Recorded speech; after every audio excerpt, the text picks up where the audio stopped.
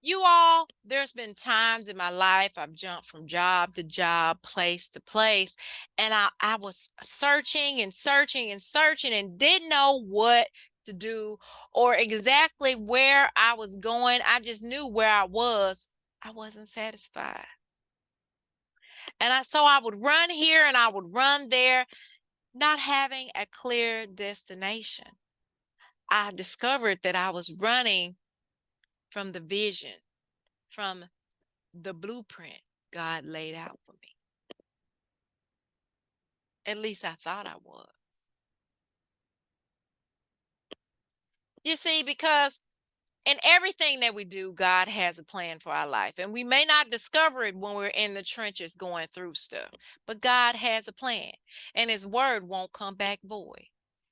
See, because while I was running, he sent people to educate me, to love on me, to give me that encouragement, to give me that kick, to give me that knife in the back, to shut that door so that I could trust God.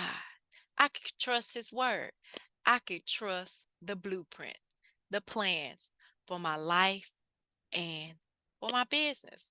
So that's my message for you today.